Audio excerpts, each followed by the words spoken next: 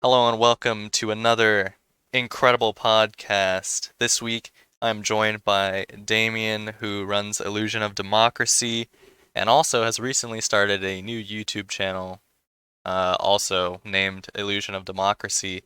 It's good to have you back. A little bit of power moves here and there on your channel. How you Yeah, it feels doing? good. I had to try the YouTube thing out for myself. Yeah, pretty cool stuff. Um, he essentially his YouTube channel consists of a lot of, I guess you could call it social democrat content.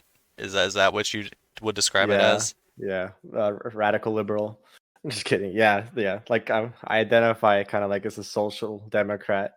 So yeah, that's kind of like my political bias. So my channel is all around politics. So Yeah, yeah, well, we're gonna talk a little bit about politics later, but what our main focal point is today is to discuss the soul of Gen Z. Essentially, uh we're both interested in what our culture has evolved into, especially since we are both part of Gen Z, and most people viewing this video and also future videos will be able to understand most facets of the technological age we dominate in currently, because what it comes down to is that people will eventually be left behind in the dust and wake of new revolutions in technology, or even further than technology, if there isn't even is a conceivable, outcome that I'll see in my time on this planet that surpasses even technology. Who knows, right? But basically, what we're going to be doing today is sort of riffing off of each other and sort of discussing what our current thoughts are, especially with the inauguration here. Our generation seems more split than, I mean, I don't want to say we're more split than ever. I think we have a solidified identity. I think that we have a really cohesive and, rock solid place in the world currently, but, we lack an actual presence in the spheres that, might matter to us. So, I think I wanted to start here with talking about our projection of our voice onto the world around us. Our voice sometimes comes off too aggressive or and firm, and it's not to our benefit, I think. And we seem to be obsessed with the idea that we hold all the power because we are the younger generation. Well, essentially, this is a, you know, type of moment where history repeats itself, where every single generation before us also thought that way, and they were like, "No, we are the voice of the people. No, you old people don't know what you're talking about." And it's kind of our duty to continue the tradition, I guess. Or it's not our duty, but it's sort of just a thing that happens, right? It's just a thing that happens, and we seem to be rather, our generation especially seems to be rather apt to try to prove ourselves in some way. When who are we proving ourselves to? The big man?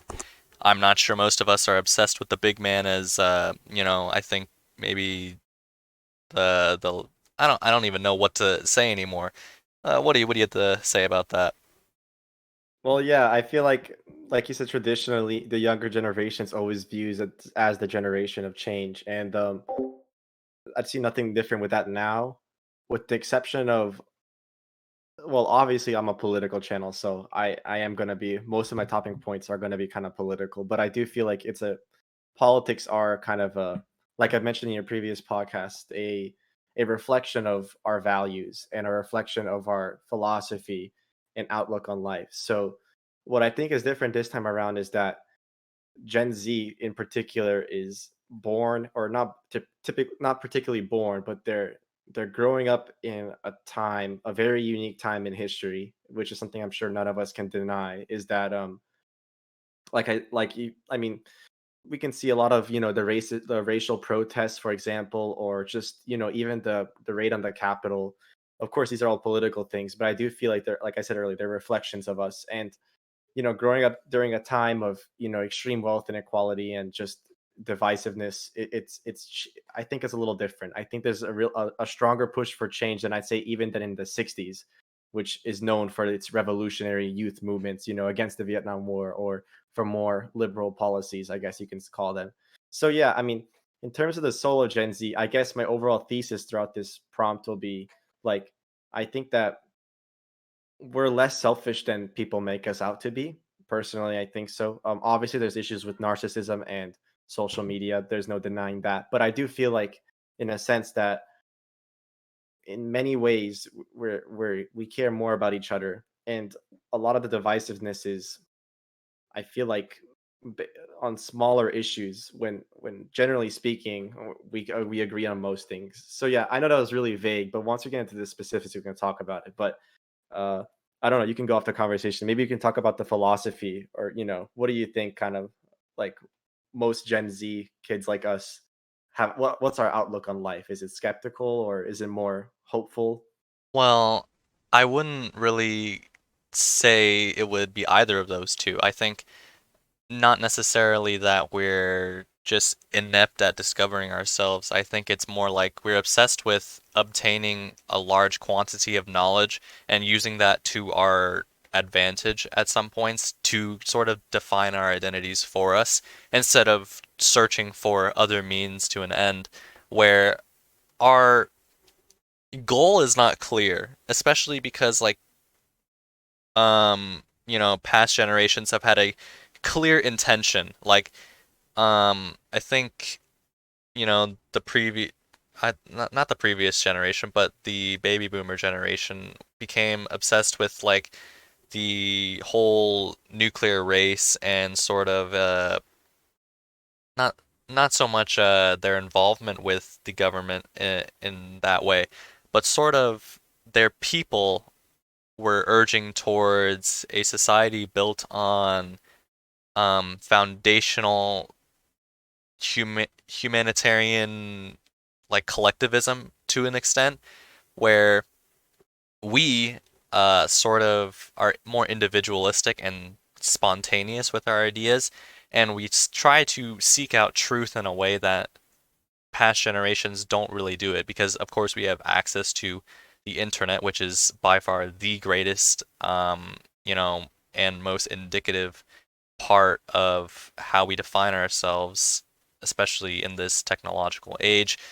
Essentially, knowledge to us, and especially our opinionations towards certain ideas that we become engrossed in, are really moldable and flexible and interchangeable with new ideas, and we're super open to this sort of new age where nothing is really certain, and we're kind of just realizing now that we're on a floating rock, and there's kind of nothing uh, that really holds us back from, taking every resource possible and then trying to gain a better understanding of it. Where, existentialism isn't the most prevalent idea, I don't think, especially because we seem to be trying to search for an enlightenment that just doesn't really correlate with I think you understand what I mean. Like we're trying to Yeah. find people that believe in us, right? And we're trying to find that people equal consensus, and consensus is the new truth, essentially. Yeah, I also just want to add, like, I feel like generally speaking, this is not talked about a lot, but just not even politics related. That I feel like Gen Z is really this kind of contradicts what you were saying, I guess, but I do feel like Gen Z is a little harsh on itself sometimes, and I feel like media in general is like, particularly how you know a lot of not, I don't want to get, well, like liberals and conservatives do this, but it's mostly conservatives, which is the war against millennials sort of thing.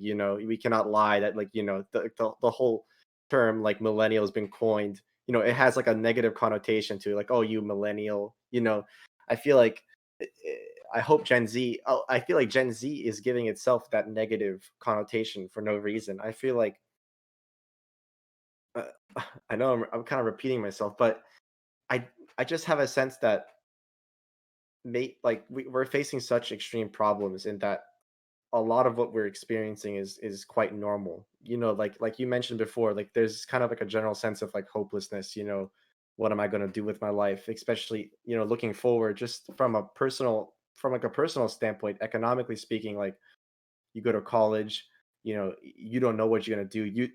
You probably had a discussion with your parents where you can't do the major you want to do. They say it's a waste of money, or you do go to college and or you have a mental illness. I mean, these are or you're obsessed with social media. I mean, there's a lot of problems with Gen Z. And again, a lot of them are products of the environment that we're growing up in. And again, I think it doesn't help us to be too critical, too harsh on ourselves. I think we need to understand that what we're going through now as Gen Z is in many ways what a lot of people like, in many ways worse than what previous generations at our age have been experiencing, especially with baby boomers, right? Where you're born with a family that probably, let's hypothetically, like the typical nuclear family in America, right? Your dad fought in World War II, your mom married your dad, they benefited off the GI Bill, your dad got free college, probably got his master's or PhD, he finished college, got a job, and then you grow up and you lived a comfortable life, which is like a cycle that's been broken now. You know what I mean? And I think that's something that we need to take into consideration, is that when we look into our future and we see like a void, we don't know what awaits us. I mean, there's so many like terrifying testimonies, and this is going to sound funny, but on Twitter I just see people post screenshots of their student debt and just their interest payments alone and how much they pay every month, and I'm just like, and like, what's like a kid supposed to do when he sees that? Like, is he supposed to be encouraged or whatever? And obviously this does allude to my politics and my personal viewpoints a lot, what I think should be done to fix this. But again, I think nobody can disagree that these are all problems that kids our age are now looking into the future and facing. Like what the millennials have gone through is just like is what we're gonna go through, but on steroids, essentially. With the hyperpolarization and of our politics, and just the worsening of a lot of systemic issues in our country. It's only getting worse, and I think maybe, but I do feel like our generation is hopeful in a sense. I mean, people are excited about Biden's win. They're excited about his inauguration today, and and it seems like he's not going to be so bad. So from that standpoint, I think that also comes into the philosophy, right? So if you look, those all of those things come together to affect your philosophy. I mean, like just like every other social science, it's like our outlook on life reflects it into those other sciences like philosophy and politics. So that's just my take on it. And I guess I'll just ask you, like, what do you think? Like, I know you've been talking about more of like an existential viewpoint of like what millennials thinks, but what do you think I about don't like think the? that Gen Z is existential per se. I think we're something Well, no, entire. no, I I meant mean, existential. there are Like, what do certainly you think? hints of it, but I don't think we are, the typical definition or typical No, subset of ideas related to existentialism. no, I wasn't. I meant existential as in like like these. You're talking more like grand ideas, like Sure. like.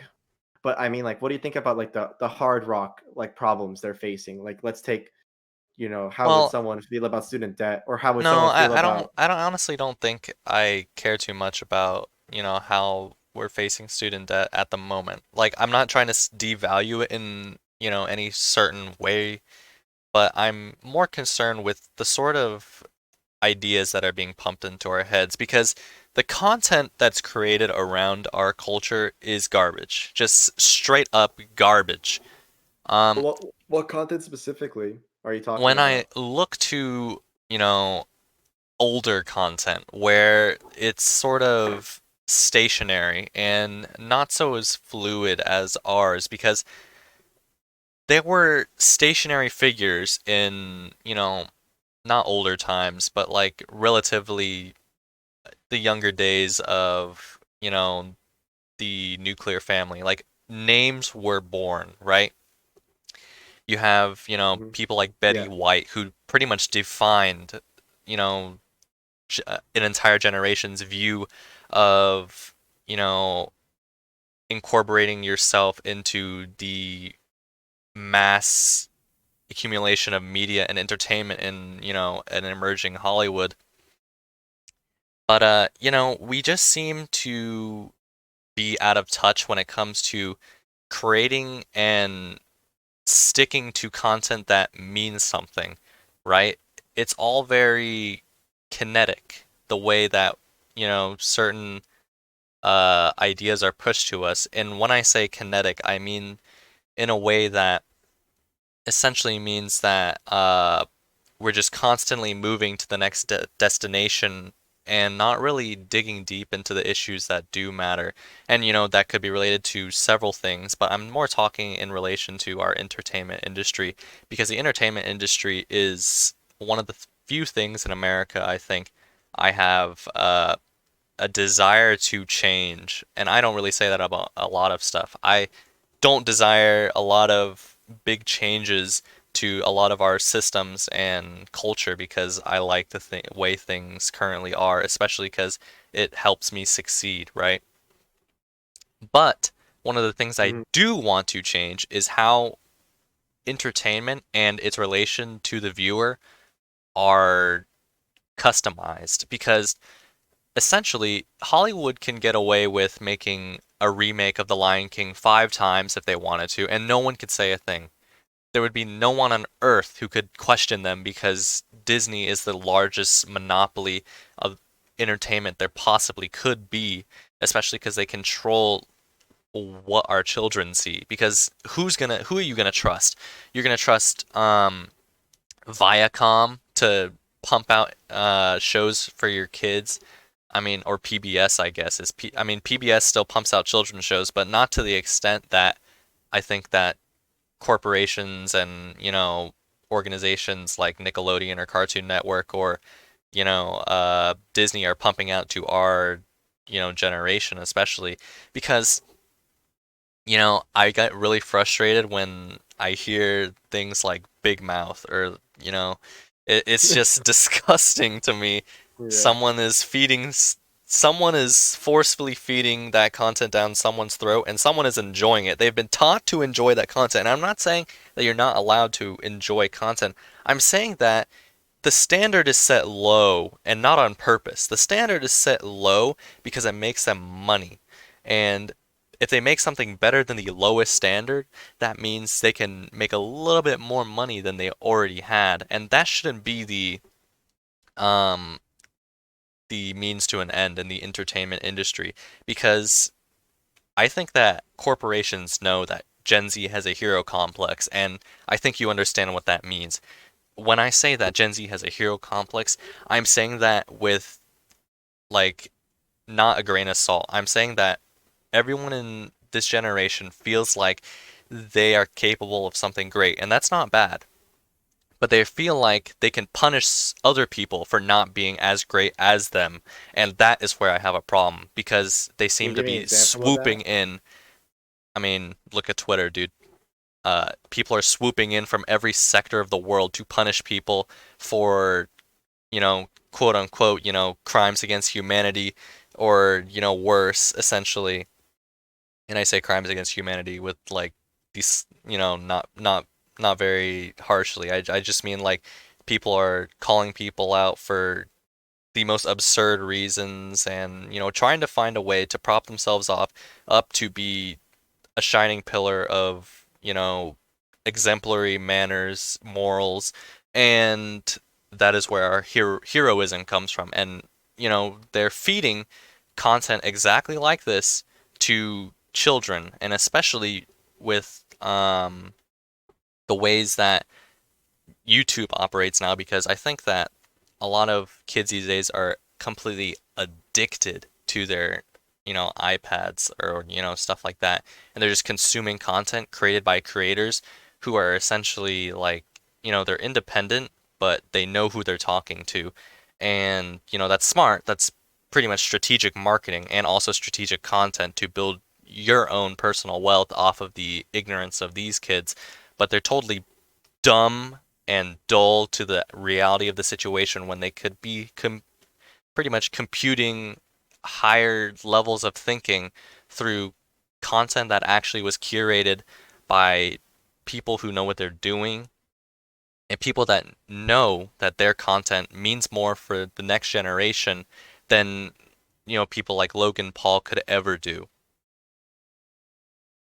I Maybe mean, I'm just out of touch, but I mean that was a lot. I don't. In terms of entertainment, I mean, I think the entertainment industry has fundamentally changed. To maybe I feel like to a lot of people's dislike, but to also to a lot of people's liking. I mean, most entertainment now has been dumbed down to like TikToks, and especially with TikTok, I mean, we can't act like this is not like a huge development in the entertainment industry. I mean, social media is primarily used for entertainment. It's more used for entertainment than for actually keeping in touch with friends and family like it used to. So I think that's probably responsible for that's a large reason why you don't see kids shows anymore, because when we were growing up, like the internet was just something that was still growing. It was mostly used among more wealthy people, I guess, because computers were still expensive back then. But still, but once we started getting our own hands on computers, then YouTube became king, and Netflix became king. And Netflix is, I guess that's kind of more traditional. You can watch shows and movies, but again, it's like, I feel like sometimes it could be quantity over quality, especially with the originals. That's just in terms of entertainment. Um, with our hero complex, I mean, I feel like that's a tough one for me. I don't know. I feel like a lot of what people do on Twitter, for example, yeah, sometimes they can be kind of harsh. I guess you can call that cancel culture, but I have my own. That's up for another podcast. But it's not cancel culture. Well, some of it is cancel culture, but the heart of it is that people want to feel like they're important. Therefore, they can feel important by not essentially bringing down others and propping themselves up to be, morally grandstand, a symbol of moral like grandstanding. you're talking about the girls that post like stuff about Saudi Arabia on their No, I'm stories, talking or about like you ever watch Goodwill? I mean, you've obviously seen Goodwill Hunting. There's that one scene in the bar where that one dude, acts like who, a smart ass, and yeah, then and he's like, like, actually, the colonies, uh, well, the were, economy of the southern like the Falcon Islands, economies of the yeah. colonies, actually put tobacco, and try to do like that. They swoop in and they try to, you know, do some garbage and try to prop themselves up, and I'm sick and tired of it, especially because people buy that. Like false prophets. I don't know. I haven't got that vibe. Sometimes I have. I Um, get that I'll vibe. I'll give you a I mean, few instances. I'm not strictly on Twitter, but its ripples go all the way to me, and that's just I'm not fearful of it at all because I don't care. But Well, I'm no, saying I mean, that it's just something weird that I've been seeing like super ingrained into us lately. I mean, I don't know. I feel like a lot of what I see on Twitter, what you're talking about, and not just Twitter, but on social media, I feel like a lot of it's just raising awareness for things. I feel like it's just important to remember social media is like an extension of ourselves as well.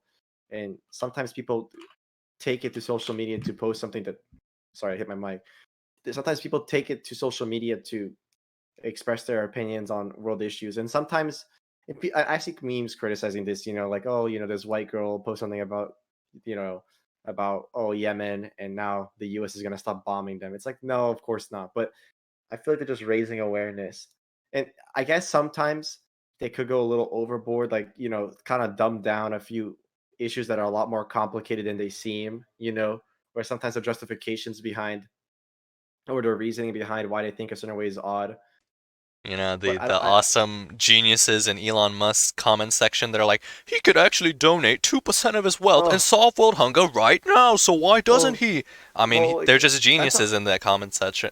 no, but I don't think that's necessarily terrible. I mean, I think I, it's absolutely I just idiotic to think that that dude specifically should donate his wealth to solve world hunger. Like, it just well, I boggles don't my well, mind. I think that I would go further than that. I'd say that it's unethical for him to be that wealthy. I feel like there's a reason people feel that way, because it's like, again, going back to just like that hopelessness is like, you know it's not like out of a distaste for Elon Musk or anything. It's like, it's just that, you know well, Elon Musk in particular is it's a very odd story with him, but just with billionaires in general, it's like so disheartening. And I think it's a reasonable conclusion to make, to know that we have world hunger, unprecedented inequality, and rising political tensions, and and billionaires still have like a firm grasp over the economy through lobbying and whatnot. And also, just generally speaking, like, I think people are, I'd say, more annoying. The more annoying people are the ones that praise Musk and really, like, just that just kind of follow him around like they're, like, like some weird nerds essentially, because he does, like, I just don't understand his appeal, honestly. And I feel like people I that mean, criticize him, I'm not at all interested in, what he is. I'm kind of interested in what he represents as a sort of, not a mediator, but like sort of an in-between guy who isn't really giving off the aura that he flaunts his million or billions, I guess, and is drowning in wealth to the point where he'll just throw anything anywhere. Like he's using it to better society in the way he sees fit, right? And to well, that end, if he doesn't see that world hunger is a betterment to society in the way that his vision is shaped, I don't necessarily think he should be punished for not having that vision in his head just because well, the consensus agrees that this is the optimal solution to solving the problem doesn't mean that he should be obligated to share what he has, quote unquote, accumulated. And I say quote unquote accumulated because like it's not all his money, of course. It's his workers, and he even acknowledges that. Like he would not be here without the support of his team, right?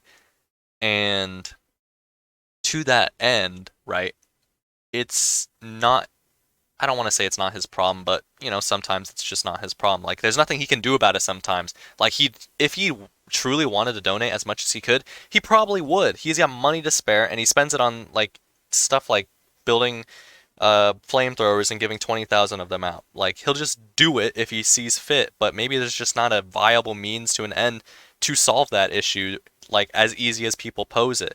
Like there are, obvious things like sovereignty that nobody takes into account because, people think that Elon can just throw money at third world countries like Nigeria and just solve Boko Haram out of nowhere because he's in just money solves everything. Just pay Boko Haram to leave Nigeria, right? Or pay the Polisario Front to leave West Saharan Africa. Like it just doesn't make sense to me how someone can draw that conclusion in their mind. Like if he donated 2% of his wealth to these third world countries, we could solve world hunger. What is his problem?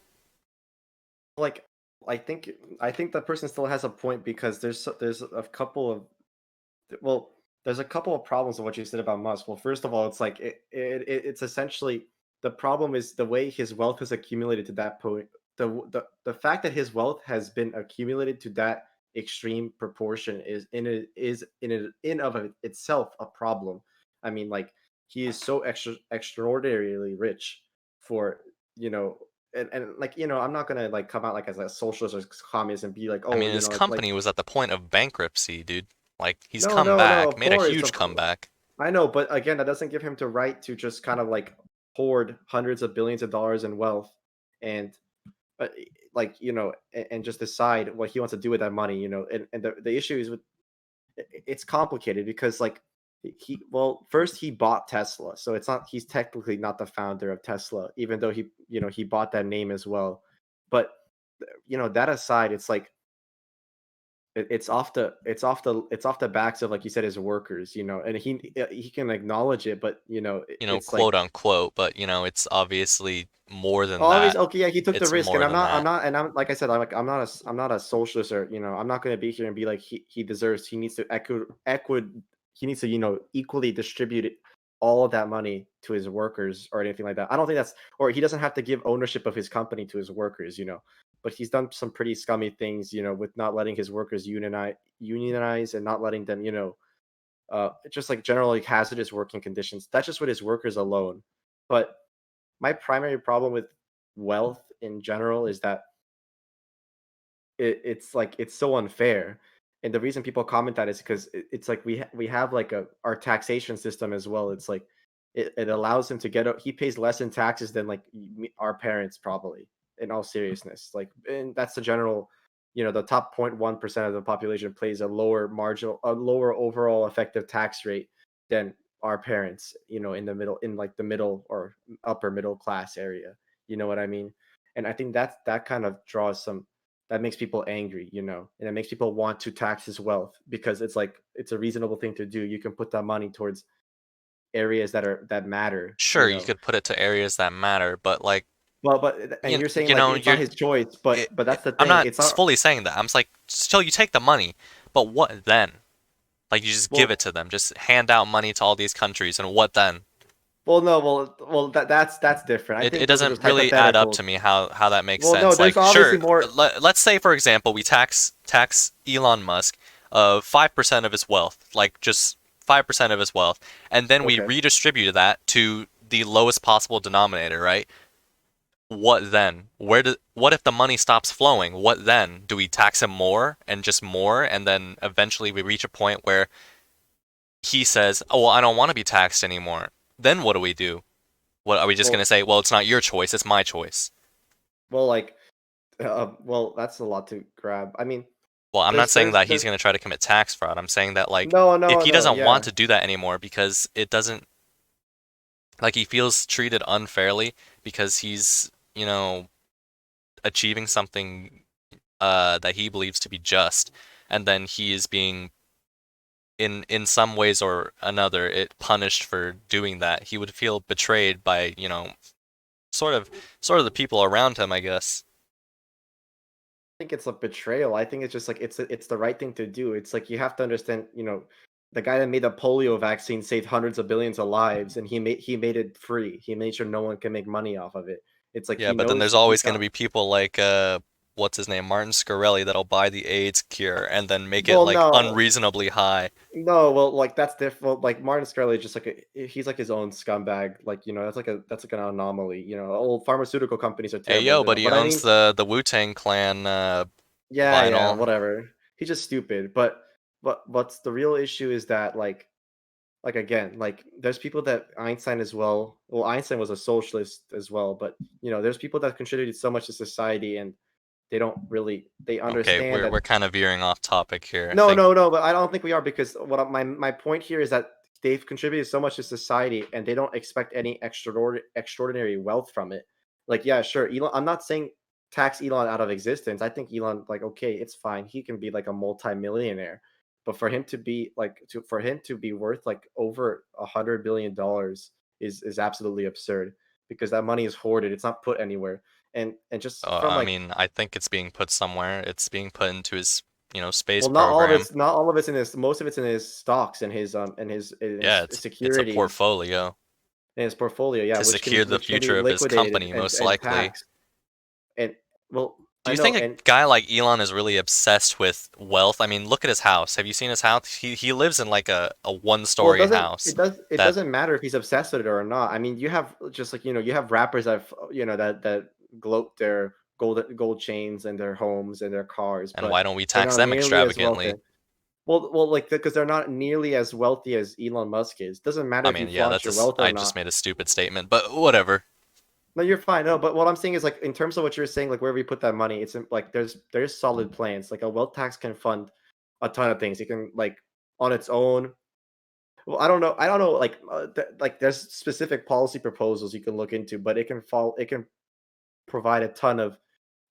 That money can go towards government infrastructure. It's like, of course, we're not just going to chuck money at Nigeria and expect it to fix their problems. Obviously, global poverty is a much. I think I will agree that global poverty in that area is very oversimplified. Like people think that the solution is just like giving people money. Throw Obviously, money at them and then they'll be fine. I yeah, mean, yeah. Okay, that's there a are little underlying oversimplified. issues that, are obviously present, but, Yeah, no, oversimplified. yeah, like yeah, the government institutions there are broken, and it's harder to fix than Like, most if we people throw think. money at DR Congo, it's not gonna be the same country. Like, it's No, just not. no, yeah, but I don't give those people too much slack because I think that their heart's in the right place. I think that the people that do deserve slack that I think that I focus more on are the people that defend Musk and his wealth for But really no that's exactly reason. what I said earlier. I always preach that our voice is too aggressive and firm, but it doesn't come to our advantage. You see how condescending that their voices sound when they Well, I think it's preach more that? aggressive to be like it's more delusional to be like, no, Musk earned all of his money or like No, Musk he shouldn't give any of his obviously money. not, but there are luck factors have to, I mean, I don't want to. Yeah, yeah, it's luck. Most of these billionaires are No, here yeah, it because of, is. quote unquote hard work, but some of them just get lucky. Well, no, well, all of them do, and we are lucky in an extent too. Like, and the problem is that people that Some do of get them get lucky. lucky. I think some of them, Well, no, well, like the you thing know, is that like every to become a billionaire, you need to put hard work. I'm sure you can't just become one out of I mean, you nowhere. have to But start off with an idea first, a well, yeah, revolutionary idea, like, but a lot of things come together, and the problem is that people there's studies that show this. Just like psychologists have done this already, and it shows that the people that are in power, which include billionaires, which include even politicians and government officials, are people that think that they've got to where they are because of their own hard work, and they don't recognize the institutions around them that have allowed them to reach the point that where they're at. That might mean the public school they went to, or the federal judicial system that makes sure that the contracts of various corporations and businesses remain intact, or it might be the government subsidies that come in clutch when there's an economic recession. Like, the problem is that people just think just because they worked hard that they earned it all themselves, when it's far from the case. And the problem, and then the real problem is that now when it comes to legislating, those people that worked hard think that everyone else just hasn't worked hard enough.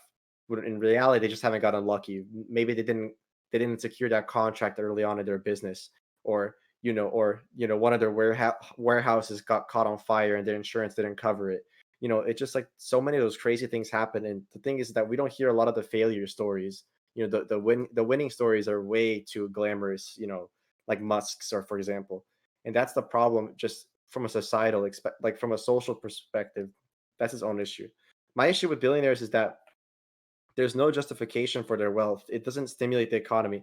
It genuinely does nothing. Like, it just makes them more and more wealthy.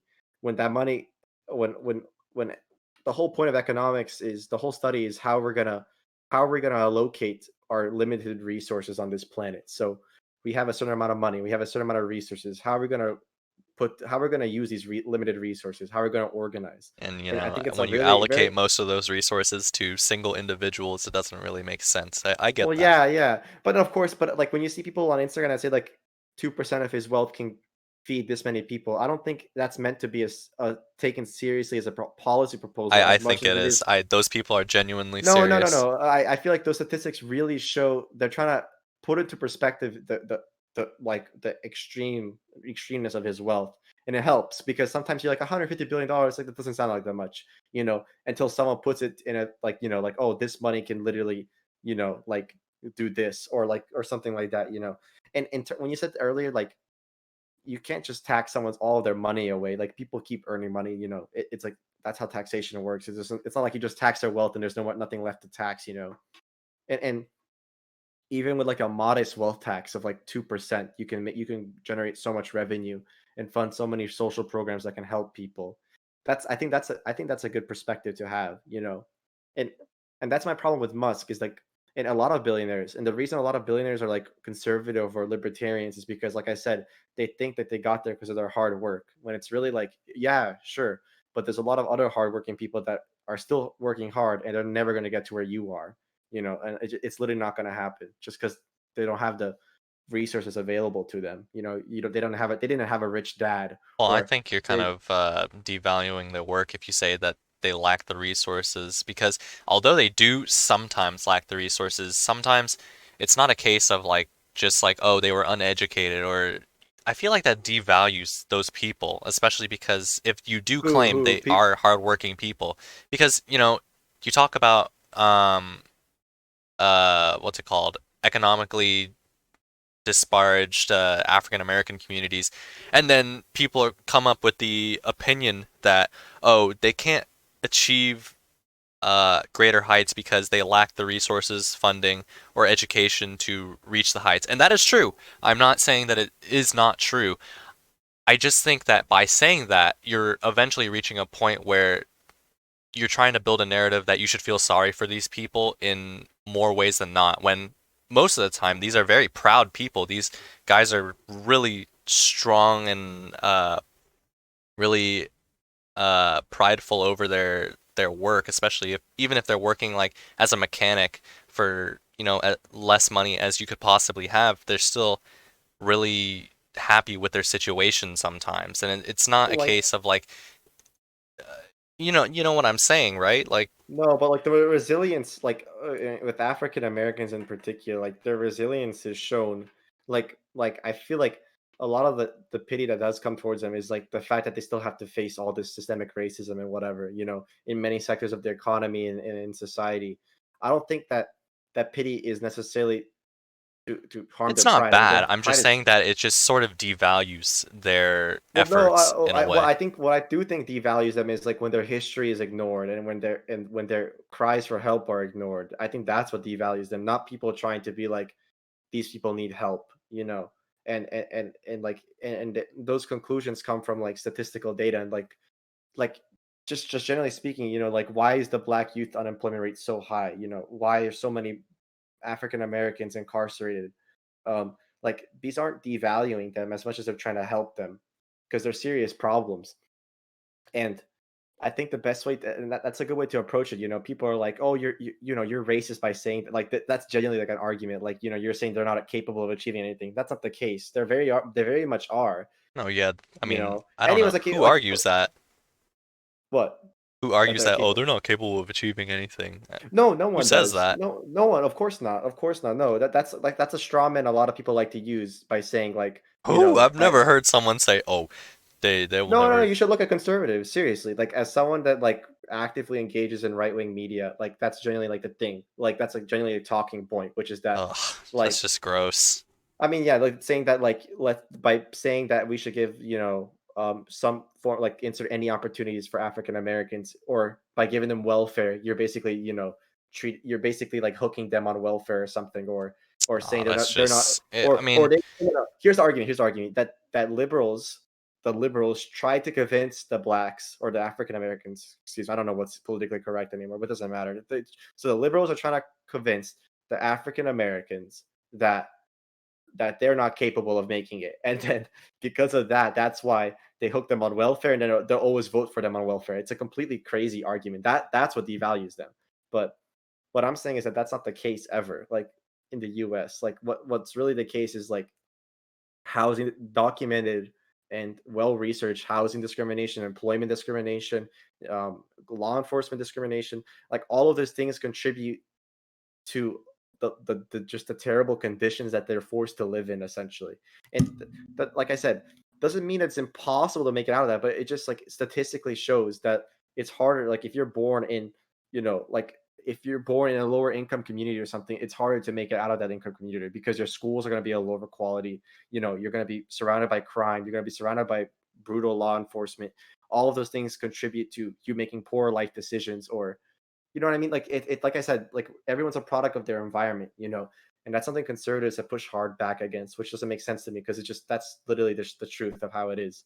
And and of course, just you can't just point a finger at one African American and be like, oh well, he started his business and now he's like a billionaire. Look at him. Why can everyone else do it? It's like no, that's a very arrogant way of looking at it. Like just because one person makes it out doesn't mean that's everyone's case. And that's the show and that's the problem. Like but I think that there's a lot of just like I don't know where I'm going with this. It's just frustrating. I this don't is think it puts a them. this. I think this is a good segue into discussing basically how or what Gen Z desires in as ideas in their political bodies and legislation compared to other generations. Because while we're talking about this, we have a very, you know, open approach to it where I think, past generations seeked out other means to an end, especially with Clinton era, you know, legislation. It seems rather interesting to think about how people viewed these communities, especially in the wake of, a lot of discrimination and, oh, Mhm. what do you think? Since you're the expert, I should say, what do you Yeah. think Gen Z desires in their political bodies and legislative policies? Well, I have a graph on my thing right here, and I'll just read it off to you. So there's a poll, and I know you're not a fan of polls, but again, just to give us a general idea, it was taken in 2018, and they asked. I'll just give you the three questions, and then how two different generations answered the question. So there's a percent. The question is, um, they approve of Trump's job performance. Gen Z said 30% agree with that, and silent generation, which were before the boomers, said 54%. And then the second question, government should do more to solve problems. Gen Z overwhelmingly, sorry, again, speak, voted 70% yes, and silent generation voted 39% no. And then the final question, increasing racial slash ethnic diversity is good for society. Gen Z voted 62% yes, and silent generation voted 42% yes. So I feel like that graph is like a useful way. I feel like we understand that the consensus amongst Gen Z is that we're a lot more progressive than our predecessors, and I think, and of course, being a social democrat, I think that's a great thing, But in terms of politics, like I said, like I've been like just repeating throughout this entire podcast, um, like rising inequality, climate change, student debt, uh, just no social background. I mean, no social security. Just general uneasiness in society, and all of these problems come together to create a very paranoid generation. And what I think is like I think like if you look at someone like Bernie, right? These are populist people, right? Their rhetoric is very it's directly targeted towards people. It tries to get people riled up, which is why Bernie was able to fund his campaign almost entirely, not almost entirely by individual donors. Not a single, corporation or businessman donated to him. You know, and also, but who else was a populist? Trump. But there are two different types of populism, right? And I don't think obviously Gen Z is not a big fan of Trump's type of populism, but I think the older generations are. You know, they both, Bernie and Trump, although they're radically different, their rhetoric directly calls out to the people. I mean, you can listen to Trump talk about the American people and Bernie how they talk about the American, and in a way, it's similar, except Trump's rhetoric involves a lot of like what I'd call racist and xenophobic and whatnot. But again, I think that with the problems millennials are facing today, excuse me, Gen Zs and millennials are facing today, that's why they voted. That's why they say they want government to do more to solve their problems. And there's a bunch of other polls that show that a lot of younger generations are even getting sympathetic, more like, more interested in other more radical ideologies like socialism and even communism. Which I don't even personally align myself with, but we have to understand why people are more open about identifying themselves as that, because they look at the current economic system and it's completely screwing them over you know and like for the first time in, like, I don't know, generations, we're gonna us as a our generation is gonna be worse off than our parents. And I think that that's going to translate to legislative changes such as more taxation on wealthier people, climate change reform, student debt. And I guess I'll just, Joe Biden literally just got inaugurated today. So I'll add that, like, I think there's a lot of hope right now because Joe Biden turned out to be a lot more progressive than a lot of people anticipated. I mean, if you saw my video earlier, kind of discussing how he wants to like give people even and get this, even adult dependents, which like college students who've been left out of the first two stimulus checks, he wants to give them $1,400 or $2,000. You know, and I think once people realize, and even the older generation, once they realize that the government's there for them, then they might be more politically engaged and get more politically active. And that's kind of encouraging to me. So yeah, I think Gen Z is progressive. They're bold, of course, like you mentioned, and whether it be for better or for worse. And I think they're just a lot more open-minded because they're just younger people. But I also feel like that open-mindedness and that passion to improve the lives of not just their generation but of other generations through better social programs and through better, more fair institutions. I think that's a benefit for society and for future generations. I don't know what the next generation is going to be called, but for our own children, I think it's a good thing.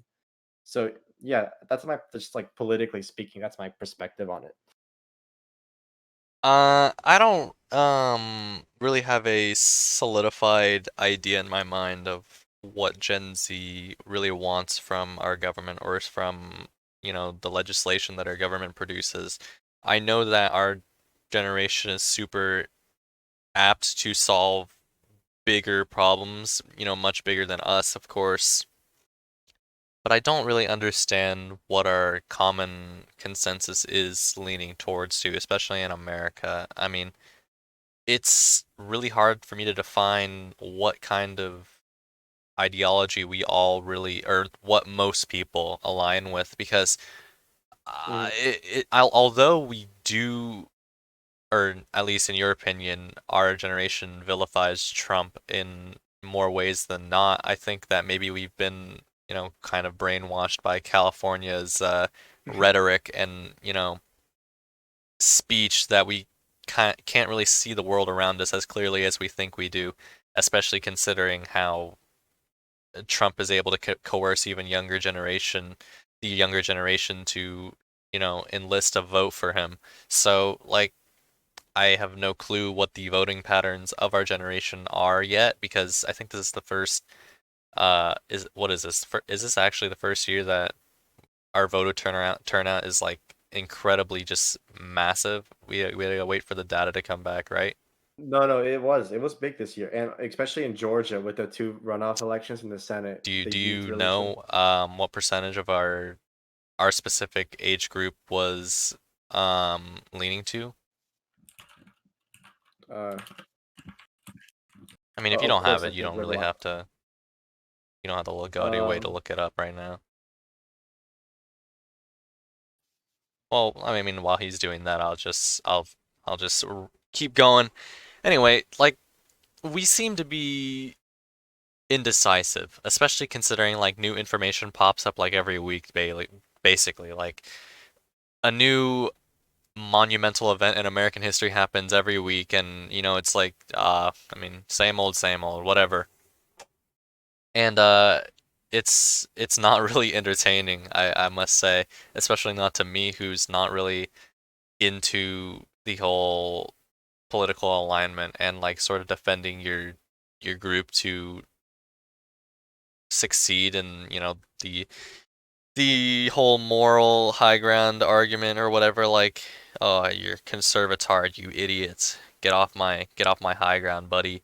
Or mhm. conservatives going on libtard saying, you don't know what's good for the country. Blah blah blah. I don't really care.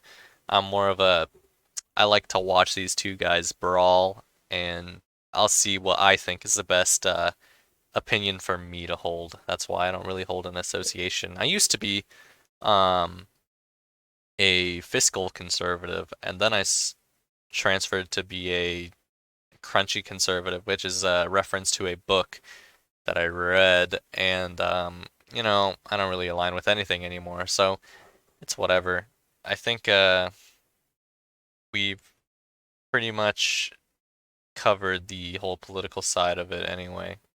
Yeah, There's tons more to explain, but like I don't really have anything to add to this sort of yeah. uh, I can just finish like a the future. sentence. Let's talk Yeah, about the I'll future. yeah, sure, let's do it.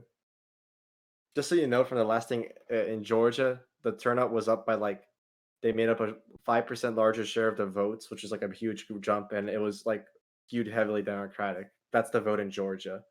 If it's just so you know. So yeah, the youth is really Democratic, and they're voting like it. In case you just, but you can go into the future. I just wanted you to know.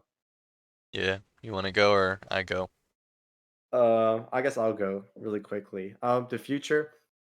Obviously, mine's gonna be very politically orientated because that's literally what I do all day, and it's all I focus and I'm just reflecting my passion through this. But I think that I think I'm a little maybe overly optimistic, but I hope I'm not.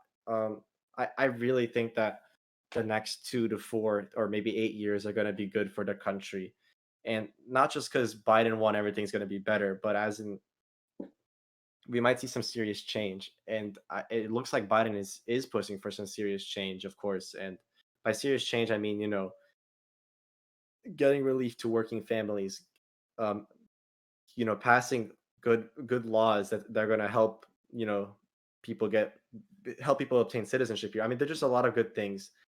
Taxation on the rich, a lot of things that are going to directly tackle the problems we face today, like inequality and, like I've mentioned a million times, climate change and just a overall lack of just accountability in our political system. And I think Gen Z is very like their boldness and they're just outright, I guess you can say, like they are pretty rude, you know, especially like these progressives that on Twitter. I mean, they, you know, no one's cutting Biden any slack for anything. You know, Biden's doing all these great things. I'm satisfied with it. I'm hopeful, but a lot of people are still skeptical. And that skepticism doesn't come out of nowhere. You know, it comes out of a cheated generation that for, you know, for years has essentially been lied to and, you know, put down and ignored by our political system by both parties, you know. But now I feel like we're getting some serious representation. I feel like ideas that are popular among younger people are really going to get put into action these next few years, and it's exciting, you know.